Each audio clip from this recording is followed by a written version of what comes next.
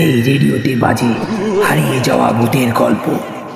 এই কাহিনীর সমস্ত চরিত্র এবং ঘটনা সব কাল্পনিক। বাস্তবে জীবিত বা মৃত কোনো ব্যক্তি অথবা কোনো ঘটনার সাথে এর মিল থাকলে তা সম্পূর্ণ অনিচ্ছাকৃত এবং কাকতালীয়। ব্যবহৃত অপ্রকৃত এবং অলৌকিক ঘটনাক্রম পরিবেশনার উপক্রম মাত্র। কুসংস্কার বিশ্বাস করবেন না, কুসংস্কার ছড়াবেন না।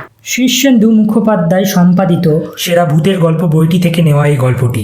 লেখক সৈয়দ মুস্তাফা সিরাজ। কি একটা শব্দে ঘুম ভেঙে গেল। তারপর টের পেলাম সারা পাড়া জুড়ে লোডশেডিং।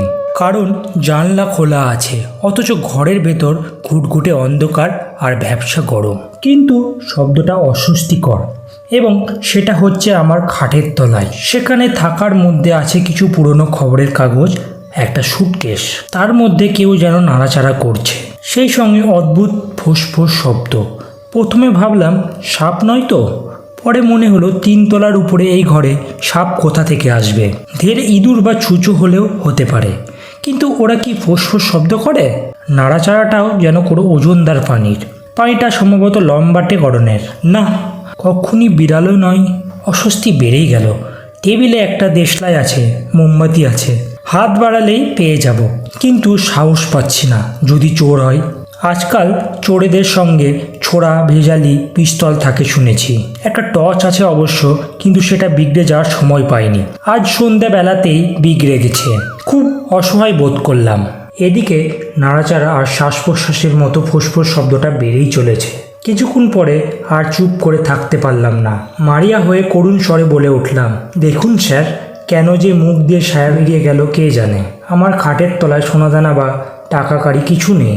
টেবিলের ডয়ারে আমার মানিব্যাগ আছে, তাতেও বেশি টাকা কড়ি নেই। তবে ওটা আপনি স্বচ্ছন্দে নিয়ে চলে যেতে পারেন। আমার রিস্ট ওয়াচটিও দাবি করলে সেটাও আপনার হাতে তুলে দিয়ে ধন্য হব, কিন্তু দয়া করে আমাকে যেন মারবেন না স্যার। নড়াচড়া আর ফোঁস থেমে গিয়েছিল। আমার কথা শেষ হওয়ার পর খাটের তলা থেকে কেউ ফ্যান গলায় বলল, মূলোচ্ছায়, এই যে দেখছি আমার চেয়েও ভীতু। এই একটুতেই ভ্যাঁ করে কেঁদে ফেলবেন যেন, আবার আমাকে সার বলা হচ্ছে। খবরদার, আমাকে স্যার বলবেন না বলে দিচ্ছি। আজ্ঞে, বলবো না, কিন্তু রাত দুপুরে আপনি আমার খাটের তলায় কি করছেন? আর কে আপনি? আমি যেই হই তা নিয়ে তোমার মাথায় থাকে স্যার। আমি একটা জিনিস খুঁজছি, পাচ্ছি না। খাটের তলায় আপনার জিনিস আছে বুঝি? তা করে তো কথা, কিন্তু কোথায় গেল? তুমি ফেলে দিয়েছো নাকি? কি জিনিস বলুন তো? একটা ছোট শিশি। আগে আমি তো তেমন কোনো শিশি দেখিনি। এই কয় থেকে ঘর ভাড়া নিয়েছো? প্রায় 1 মাস হয়ে এলো। বুঝেছি, তাহলে হারাধনেরই কাজ। হকিটুকু অন্য কাউকে খাইয়ে দিয়েছে বেটা। এটা ছিল ধরিবাজ। ক্রমে আমার সাহস বেড়ে যাচ্ছিল, তাই জিজ্ঞেস করলাম, হারাধনটা কে বলুন তো? তোমাকে তার পরিচয় দিই, আর তুমি তাকে পুলিশে ধরিয়ে দাও। বাহ, আমাকে এত বোকা ভেবো না হে ছোকরা। আগে জাস্ট একটু কৌতূহল। তা ঠিক আছে, শিশিতে কি ছিল বলতে আপত্তি আছে? নেই। শিশিটা পেয়ে গেলে তোমাকে একটুখানি খাইয়ে দিতাম। আর আমার একটা সঙ্গীত দরকার, বলেই তো ওটা খুঁজতে এসেছি। হারাধনকে জিজ্ঞেস করতে হবে আর কাকে সাপ্লাই করেছে। প্লিজ দাদা, আপনার সঙ্গী হতে আপত্তি নেই, কিন্তু জিনিসটা কি যা খেলে আপনার সঙ্গী হতে পারতাম? হলো, আগে হারাধনটাকে জিজ্ঞেস করে আসি, আর একটু আধটু ওর কাছে আছে কি না। এই সময় আমার মাথার দিকে জানলার পাশ থেকে কেউ চাপা গলায় বলে উঠল, কেষ্টদা আছো নাকি? খাটের তলায় লোকটি খাপ্পা হয়ে বলল, তুমি কে হে ছোকরা? আমাকে এখানে ডাকতে এসেছো? সাবধানে মাথা একটু ঘুরিয়ে দেখলাম, জানলার ওধারে একটা ছায়ামূর্তি দাঁড়িয়ে আছে বললে ভুল হবে, ভেসে আছে। কারণ এটা 3 তলার একটা ঘর, ওদিকে খাড়া দেওয়াল নেমে গেছে। বুক ধড়াস করে উঠল।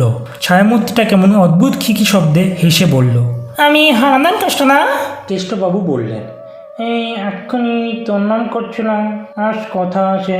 কেষ্টদা, আমরা তোমাকে খুঁজে হন্য হয়ে শেষে এখানে এলাম।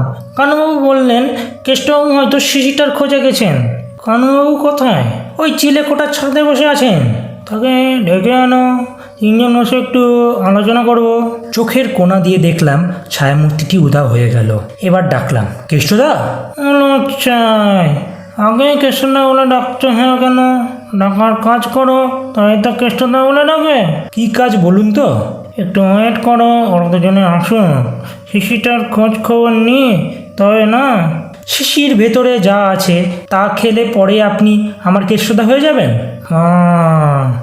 আমার মাথা আছে হ্যাঁ ছোকরা, কিন্তু শিশিটা যদি না পাওয়া যায় তাহলে? দেখো ভাইয়া, যদি সত্যিই তুমি আমাদের দলে ভিড়তে চাও, শিশির দরকার অবশ্য হবে না, আরও কত উপায় আছে। তবে শিশির জিনিসটা বেশ, তুমি টেনও পাবে না কি ঘটে গেল। সে কি দাদা, টেরও পাবো না? কিন্তু ঘটবেটা কি? চুপ চুপ, বক করো না, খাটের তলায় যা বিচ্ছিরি গরম। এই সময় মনে হলো আবার দেশলাই জেলে মোমবাতিটা ধরিয়ে ফেলি। লোডশেডিং 2 ঘন্টা থেকে 3 ঘন্টা চলতে পারে, কিন্তু টেবিলের দিকে হাত বাড়াতে সাহস পেলাম না। একটু পরেই আমার মাথার দিকে জানলায় কেউ বলে উঠলেন, কেষ্টবাবু আছেন না কেটে পড়েছেন? কেষ্টবাবু সাড়া দিলেন, এখন কেন কেটে পড়ার মতো অবস্থা হয়নি এখনো, হারাদন চলে আয়। কানুবাবু বললেন, আরে এখানে কে শুয়ে আছে দেখছি, ওর আরে একটু আলোচনা আছে। খাটের তলায় ঢুকে আলোচনা চলে না, বেরিয়ে আসুন। ইচ্ছে গরম লাগছে ওঠে, কিন্তু এড়িতে ইচ্ছে করছে না। কেন? কোথাও এমন নিরাপত্তা জায়গা নেই মনে হচ্ছে, আজকাল সবখানেই লোকজনের ভিড়। আপনারা দুজনে এখানে থাকতে পারেন, পুরনো জায়গায় পুরনো কথা মনে আবার আনন্দ পাওয়া যাবে। ধুর মশাই, এখন জয়জান্ত লোকের মাথার উপরে শুয়ে থাকবো, অস্বস্তি হবে না বুঝি? ওটাও হবে না কেন বাবু, এই ছোকরা খুব নিরীহ আর শান্ত, দেখছেন না কেমন চুপচাপ শুয়ে আছে? জেগে নেই তাই না, দিব্যি জেগে আছে।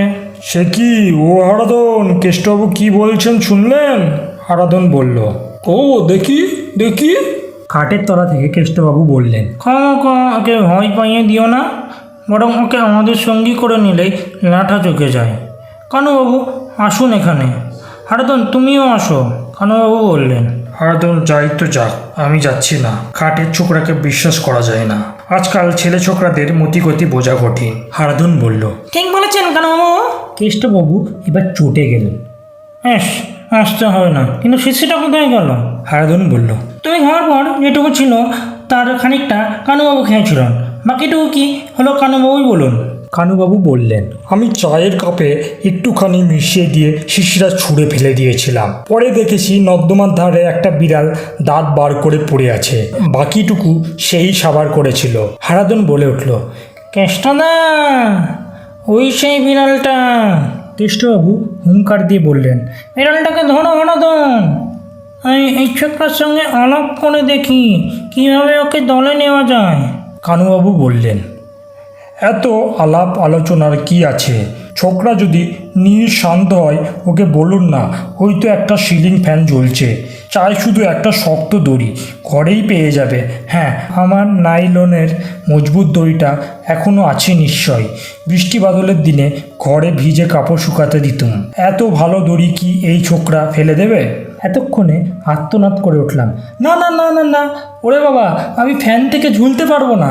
তারপরে বিদ্যুৎ এসে গেল, টেবিলে ল্যাম্পের সুইচ দিয়ে টিপলাম, এমনি খাটের তলা থেকে আমার মাথার পিছনের দিকে কালো লম্বাটে এক ছায়ামূর্তি যেন পিছনে বেরিয়ে গেল। মাথার দিকে ঠান্ডা হিম বাতাসের ঝাপটানি টের পেলাম। এক লাফে উঠে গিয়ে ঘরের টিউব ল্যাম্পটাও জ্বালিয়ে দিলাম। সেই সময় চোখে পড়ল একটা কালো বেড়াল পাশের দিকে জানলা থেকে সরে গেল। ওদিকে একটা আম গাছ আছে, আম গাছে কাকেরা বাসা করে, বিড়ালটাকে ওই গাছের গুড়ি বেয়ে একদিন উঠতে দেখেছিলাম না, কিন্তু এতক্ষণে মনে হলো ব্যাপারটা বুঝে গেছি। তবে আগাগোড়া সবটাই নিছক দুঃস্বপ্ন কিনা কে জানে। আতঙ্কে গলা শুকিয়ে গিয়েছিল। এক গ্লাস জল খেয়ে একটু সুস্থ বোধ করলাম। তারপর টেবিল ল্যাম্পটা নামিয়ে খাটের তলায় দেখে নিলাম।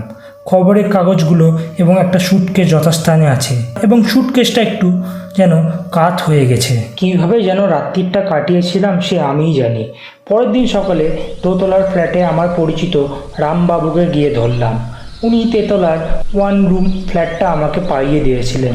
বাড়ির মালিক তার বন্ধু। আমার পিড়াপিড়িতে রামবাবু বললেন, হ্যাঁ আজকাল ফ্ল্যাটটি খালি পড়ে থাকে, আসলে আপনার একটা মাথা গোজার জায়গা দরকার ছিল, তাই ওই ফ্ল্যাটটা। বাধা দিয়ে বললাম, কিন্তু আপনার একটু আভাস দেওয়া উচিত ছিল। রামবাবু হাসলেন, আপনাকে যদি বলতাম এই ফ্ল্যাটে হারাধনবাবু এবং তারপর কানুবাবু শেষে কেষ্টবাবু পটাশিয়াম সাইনাইডকে আত্মহত্যা করেছেন, আপনি কি ওখানে থাকতে রাজি হতেন? তবে দেখুন, ওরা আপনাকে কোনো ক্ষতি তো করেনি। কি বলছেন?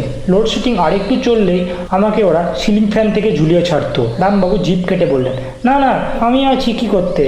আপনি ওদের কারো সাড়া পেলে আমার নাম ধরে ডাকবেন, আমার নাম শুনে ওরা পালিয়ে যাবে। কেন বুঝলেন তো? আমার নামে রাম শব্দটা আছে, রাম নাম শুনলেই ওরা, বুঝলেন তো? বুঝলাম, এবং সাহসও পেলাম যথেষ্ট। কিন্তু কথা হচ্ছে, খাটের তলায় শিশিটা পেয়ে গেলে ওরা আমাকে জোর করে খাওয়াতোই, আর আমি চপাস। ভাবতেই হৃদকম্পন হচ্ছিল। ভাগ্যিস একটা কালো বিড়ালের উপর দিয়ে পাড়াটা গেছে। তবে এক্ষুনি গিয়ে লাল রঙের লাইলনের দড়িটা পুড়িয়ে ফেলতে হবে। কিছু না জেনে পরের জিনিস ব্যবহার করা আমার মোটেও উচিত হয়নি।